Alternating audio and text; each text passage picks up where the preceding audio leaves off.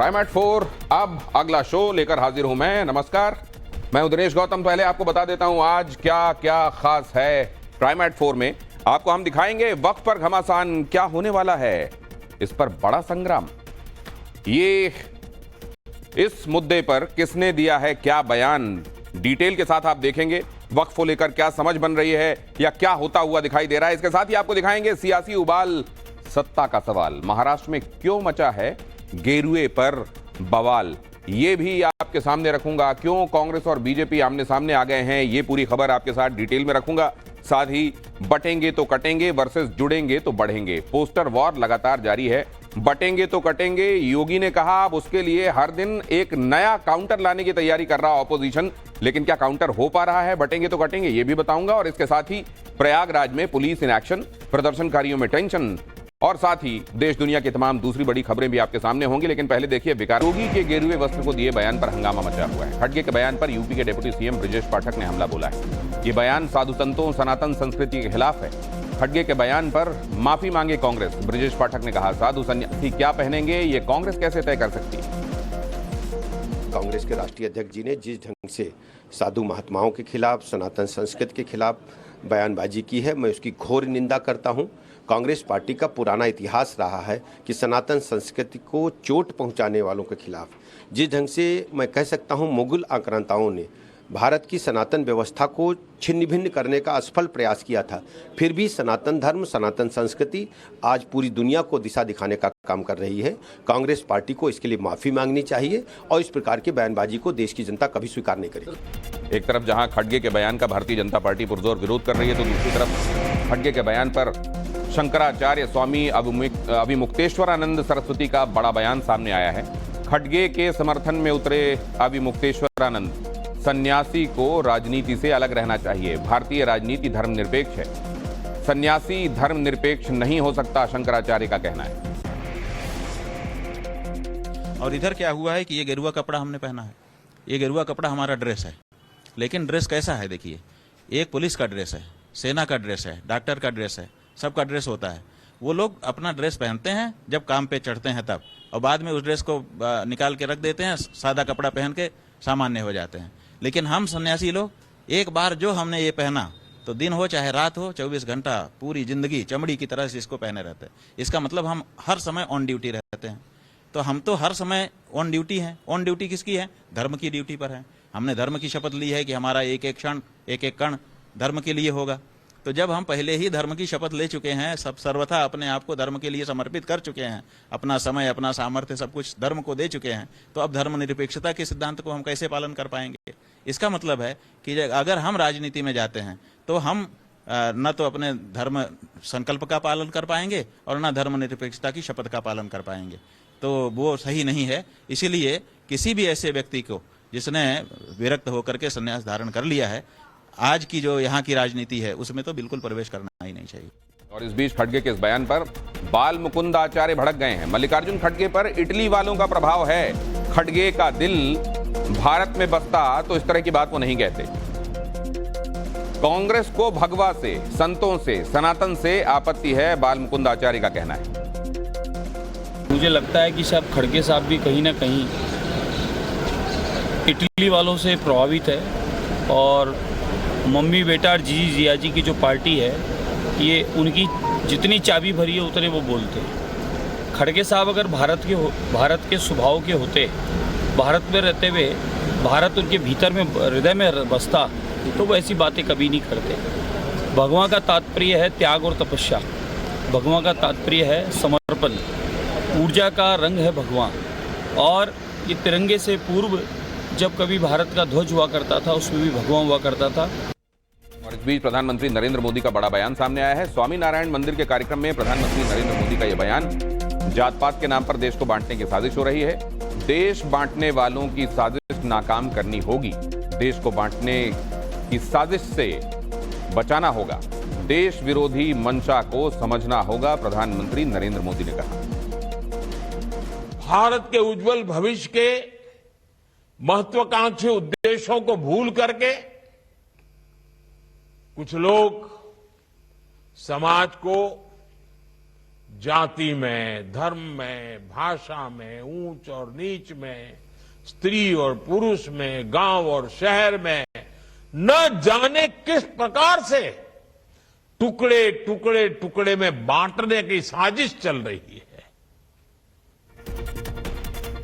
जरूरी है कि देश विरोधियों की इस चेष्टा को हम उसकी गंभीरता को समझे, उस संकट को समझे। और अब आपको उत्तरकाशी लेकर चलता हूं जहां हंगामा मचा हुआ है। प्रयागराज में यूपीएससी छात्रों का जबरदस्त हंगामा देखिए। यहां यूपीपीएससी छात्र एक ही शिफ्ट में परीक्षा कराए जाने की मांग कर रहे हैं। हंगामा कर रहे छात्रों ने पुलिस की बैरिकेडिंग तोड़ दी। छात्रों पर पुलिस ने लाठीचार्ज कर दिया। तस्वीरें प्रयागराज की। आयोग के सामने धरने पर बैठने जा रहे छात्रों और पुलिस के बीच में नोकझोंक हो गई, जिसके बाद पुलिस ने छात्रों पर लाठीचार्ज कर दिया और देखते ही देखते यहां पर भगदड़ मच गई।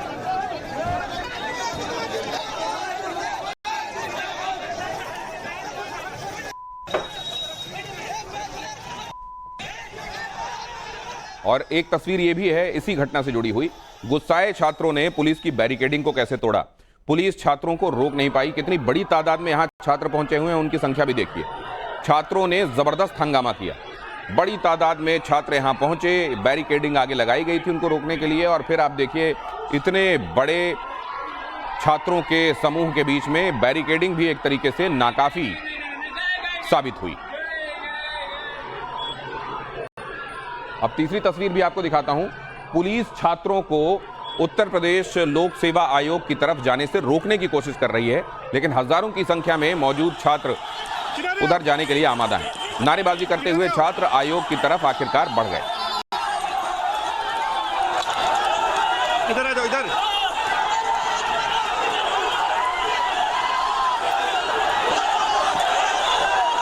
छात्रों की संख्या देखिए, छात्रों का आक्रोश देखिए और एक ही शिफ्ट में परीक्षा कराए जाने की उनकी मांग के संदर्भ में उनके प्लैकार्ड्स और बैनर्स देखिए।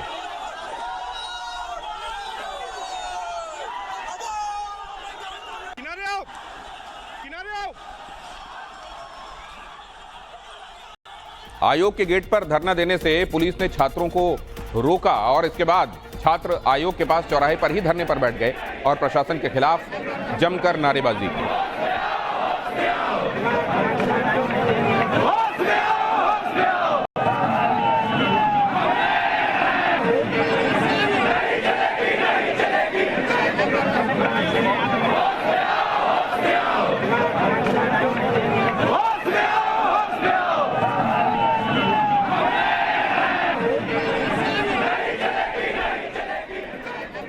दरअसल छात्रों का यह गुस्सा प्रशासन के खिलाफ है। आरओ, एआरओ की परीक्षाएं अलग अलग तारीखों और कई शिफ्ट्स में आयोजित की जाती हैं और इसके खिलाफ छात्र सड़क पर उतर आए। छात्रों की मांग है कि एक ही पाली में, एक ही शिफ्ट में परीक्षा कराई जाए। छात्र आयोग के सामने धरने पर बैठने जा रहे थे। पुलिसकर्मियों ने छात्रों को रोका। छात्र भड़क गए और इस दौरान पुलिस और छात्रों के बीच में नोकझोंक हुई। पुलिस ने छात्रों पर लाठीचार्ज किया तो छात्रों ने बैरिकेडिंग तोड़कर आयोग तक किसी तरह अपनी पहुंच बना ली। पुलिस ने आयोग के गेट पर प्रदर्शन करने से उन्हें रोका तो छात्र आयोग के पास चौराहे पर ही धरने पर बैठ गए। उत्तर प्रदेश लोक सेवा आयोग के गेट पर धरना दे रहे अभ्यर्थियों को पुलिस ने रोका। अभ्यर्थी आयोग के पास चौराहे पर धरने पर बैठ गए और इसको लेकर मौके पर भारी पुलिस बल तैनात किया गया। दरअसल जैसा मैंने आपको बताया, उत्तर प्रदेश में लोक सेवा आयोग आरओ और एआरओ समीक्षा अधिकारी और सहायक समीक्षा अधिकारी की परीक्षाएं आयोजित करके उनकी नियुक्तियां करता है।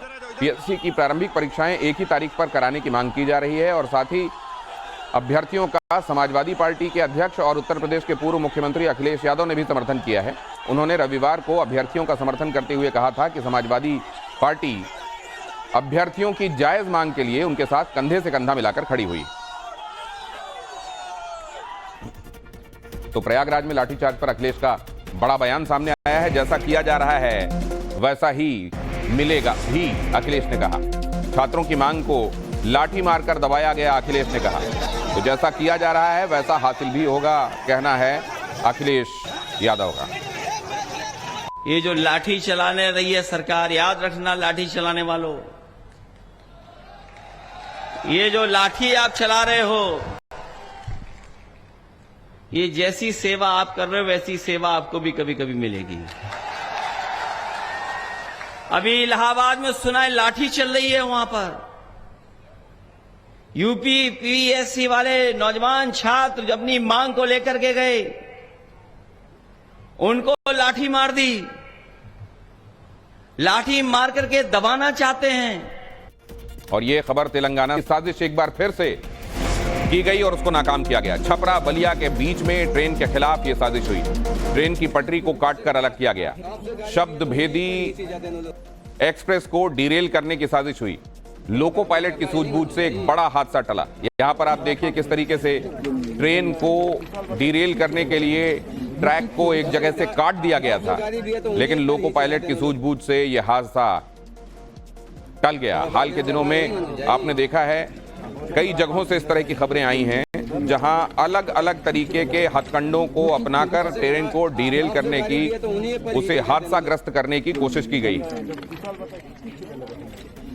और अब खबर भोपाल से। भोपाल की बरकतुल्लाह यूनिवर्सिटी से यह बड़ी खबर है। यूनिवर्सिटी के मंदिर में सुंदरकांड का पाठ किया गया, इस पर हंगामा हो गया। चीफ वार्डन पर मंदिर जाने से रोकने का आरोप, छात्रों को मंदिर में जाने से रोकने का आरोप लगा। चीफ वार्डन के खिलाफ छात्रों ने मोर्चा खोल दिया। यूनिवर्सिटी में छात्रों ने जय श्री राम के नारे लगाए। यूनिवर्सिटी प्रशासन के खिलाफ नारेबाजी की। चीफ वार्डन के खिलाफ कार्रवाई की मांग की गई। यूनिवर्सिटी से निकाल देने की धमकी देने का आरोप है वार्डन पर। चीफ वार्डन आयशा रईस पर छात्रों ने आरोप लगाए। वार्डन के खिलाफ यूनिवर्सिटी छात्रों में भारी आक्रोश है। कुछ ही देर में हिंदूवादी संगठन भी प्रदर्शन करने के विषय में बात कर रहे हैं। आपकी क्या मांग है और इसका उद्देश्य क्या है? रामधुन का एक ही उद्देश्य है कि विश्वविद्यालय प्रशासन एक एक कर्मचारी अधिकारी को ईश्वर सद्बुद्धि दे कि इस प्रकार के तुगलकी फरमान, इस प्रकार सनातन विरोधी चीजें, ऐसा डायरेक्ट ऐसा प्रतीत करवाना, छात्रों के मन में ऐसी शंका रखवाना कि सनातन का विरोध किया जा रहा है, ऐसी चीजों के रोकथाम हो। किसने किया है ये? क्या वजह है कि ऐसा पहले भी होता रहा? कहीं ना कहीं ये वार्डन, चीफ वार्डन की ये एक षड्यंत्र कहेंगे, जो भी हो, तो इसलिए उनको सद्बुद्धि प्राप्त हो। इसलिए आज हम रामधुन के माध्यम से ईश्वर से प्रार्थना कर रहे हैं कि उन्हें सद्बुद्धि आए। एक तरफ भोपाल की यूनिवर्सिटी में सुंदरकांड के पाठ को लेकर हंगामा, तो दूसरी तरफ भारतीय जनता पार्टी ने all India Muslim personal law board के अध्यक्ष को चिट्ठी लिखी है। बीजेपी अल्पसंख्यक मोर्चा के अध्यक्ष ने चिट्ठी लिखी है। All India Muslim personal law board से बोर्ड शब्द हटाने के लिए चिट्ठी लिखी है। AIMPLB एक NGO है। जमाल सिद्दीकी का कहना है AIMPLB का काम मुसलमानों को भड़काना है। जमाल सिद्दीकी के मुताबिक all India Muslim personal law board को भारतीय जनता पार्टी के अल्पसंख्यक मोर्चा के अध्यक्ष जमाल सिद्दीकी ने ये खत लिखा है और इस खत में उन्होंने ये मांग की है कि all India Muslim personal law board अपने में से बोर्ड शब्द हटाए। जमाल सिद्दीकी जी हमारे साथ हैं। जमाल साहब, आपका लेटर मेरे पास है। आप भी एक मुसलमान हैं, आपको बोर्ड शब्द से क्यों आपत्ति है? मैंने एक आम मुसलमान होने की हैसियत से all India personal law board के जो हमारे अध्यक्ष हैं उनको एक चिट्ठी लिखी है कि आप अपने नाम के आगे से बोर्ड का शब्द हटाएं, क्योंकि आप गैर सरकारी संस्था हैं, आप सरकारी संस्था नहीं हैं।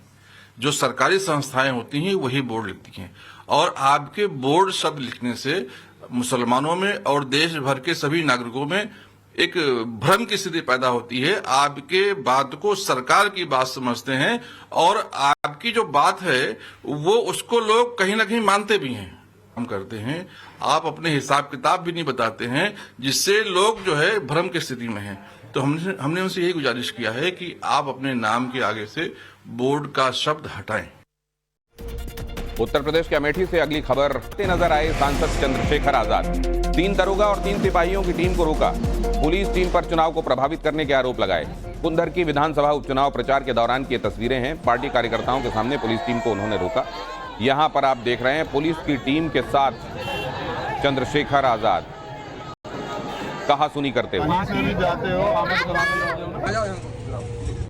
और आगे आपको दिखाने वाला हूं प्राइम एट 4 राष्ट्र के डिप्टी सीएम फडणवीस ने ओवैसी पर निशाना साधा। फडणवीस ने कहा ये लोग रजाकारों के वंशज हैं। इन्होंने मराठवाड़ा के लोगों पर अत्याचार किया। इन लोगों ने मराठवाड़ा को तहस नहस किया। जनता इनसे भला क्या उम्मीद कर सकती है? ये रजाकारों के वंशज हैं। जिन रजाकारों ने हमारे तमाम मराठवाड़ा के लोगों पर अत्याचार किए, जमीनें लूटी, जिन्होंने हमारी महिलाओं की अस्मत को लूटने का प्रयास किया, हमारे परिवारों को तहस नहस किया, ये उनके वारिस है। ये किस मुंह से हमसे बात करेंगे? असल में फडणवीस के बयान पर असदुद्दीन ओवैसी भड़क गए थे। ओवैसी बोलने को लेकर ओवैसी ने किया पलटवार। मेरी जुबान का मुकाबला नहीं कर सकते, ओवैसी ने कहा। इलेक्शन में जिहाद धर्म युद्ध कहां से आ गया? फडणवीस का बयान सही या गलत, ईसीआई बताए। देवेंद्र फडणवीस, याद रखो, तुम मेरी जबान का मुकाबला नहीं कर सकते ना। अगर तुम मोदी अमित शाह भी बैठ गए तो मेरी जबान का मुकाबला नहीं कर सकते। वो क्या बोले? ओवैसी, वो क्या बोले? ये और जिहाद, धर्म युद्ध। हम इलेक्शन कमीशन ऑफ इंडिया से पूछना चाहते हैं, क्या ये जबान इलेक्शन के कानून के ताबे है या उसके खिलाफ है? इलेक्शन कमीशन ऑफ इंडिया जवाब दो। ये महाराष्ट्र के चीफ इलेक्टोरल ऑफिसर से हम पूछना चाह रहे हैं, मेरा नाम लेकर जिहाद का नाम लिया जा रहा है, धर्म युद्ध का नाम लिया जा रहा है। क्या ये इलेक्शन कानून के खिलाफ नहीं है? क्या ये मॉडल कोड ऑफ कंडक्ट के खिलाफ नहीं है? ये लोकशाही है, जमहूरियत है, यहां पर धर्म युद्ध और जिहाद कहां से आ गया फडणवीस? और इस बीच केंद्रीय मंत्री गिरिराज सिंह ने भी ओवैसी पर अपने अंदाज। आज महाराष्ट्र के न्यूज़पेपर के फ्रंट पेज पर एक हैं तो सेफ हैं के नारे दिखाई दिए। महायुति की पार्टियों ने चुनाव चिन्ह के साथ ये नारा छापा है, जिसमें जो बताता है कि बीजेपी अब इसी नारे के जरिए आगे बढ़ने वाली। महाराष्ट्र चुनाव से पहले अजीत पवार का एक बड़ा दावा सामने आया है। चुनाव से पहले बहुमत मिलने का दावा किया गया। महायुति को 175 से ज्यादा सीटें मिलेंगी, अजीत पवार ने कहा। बारामती में 1 लाख से ज्यादा वोट से चुनाव जीतेंगे, अजीत पवार का कहना है। 175 से ज्यादा सीटें महायुति को मिलेगी और बारामती में मैं 1 लाख से ज्यादा वोट से चुनाव जीतूंगा। और प्राइमेट 4 में अगली खबर सूरत से। सूरत में चोरी करने घुसे लोक संशोधन विधेयक पर जेपीसी की रायशुमारी जारी है। जेपीसी अध्यक्ष जगदम्बिका पाल ओडिशा में मौजूद वक्फ हितधारकों से बातचीत में जुटे हुए हैं। जगदम्बिका पाल समेत 5 सदस्य इस समय ओडिशा में मौजूद हैं। 16 डेलीगेशंस ने अपनी इच्छा जाहिर किया है इस ज्वाइंट पार्लियामेंट्री कमेटी के सामने अपीयर होने की, और जिसमें हाई कोर्ट के लॉयर्स हैं, इस्लामिक स्कॉलर्स हैं, उड़िया गवर्नमेंट के हमारे ऑफिशियल्स हैं, तमाम सोशल ऑर्गेनाइजेशंस हैं, माइनॉरिटीज के ऑर्गेनाइजेशंस हैं। तो मुझे उम्मीद है कि जब इतने लोग आ रहे हैं तो जो ज्वाइंट पार्लियामेंट्री कमेटी वक्त आई है अमेंडमेंट 2024 के लिए, अच्छे सुझाव आएंगे, उस पर हम गौर करेंगे, पूरी जेपीसी गौर करेंगे, फिर एक रिपोर्ट बनाएंगे। और इस बीच वक्फ बिल के खिलाफ तौकीर रजा का भड़काऊ बयान भी सामने आ गया। हमने नौजवानों को कंट्रोल करके रखा है, एक बार कंट्रोल छोड़ दिया तो वो पकड़ में नहीं आएंगे। हम सड़कों पर आ गए तो रूह कांप जाएगी, तौकीर रजा का कहना है।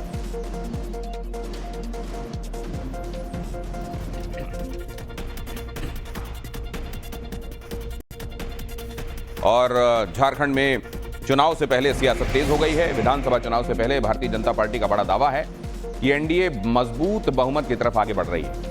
हेमंत बिस्व शर्मा यह दावा कर रहे हैं, कार्यकर्ता तैयार हैं और अच्छे बहुमत से जीतेंगे। हेमंता के बयान पर लालू यादव का तंज भी सामने आ गया है। योगी हेमंता हवा में उड़ जाएंगे, महागठबंधन को बड़ी जीत मिलेगी, लालू यादव ने कहा है। देखिए, मेरा लगता है कि हम प्रबल बहुमत का ओर आगे बढ़ रहा हूं। माहौल बहुत बढ़िया है। चुनाव अभियान हम लोगों ने अच्छा से चलाया, कोई ग्लिच नहीं आया, कुछ नहीं आया। जैसे चाहते थे ऐसे ही कैंपेन हुआ। कल प्रधानमंत्री जी का हिस्टोरिकल रोड शो हुआ। हमारा कार्यकर्ता बहुत ही अपबीट है। कुल मिला के हम लोग अच्छा बहुमत से जीत जाएगा। जिस तरह से हिमंता बिस्वा चाहे योगी जो आ रहे हैं धार्मिक उन्माद फैला रहे हैं, जो हिंदू मुस्लिम की बात करते हैं, उस पर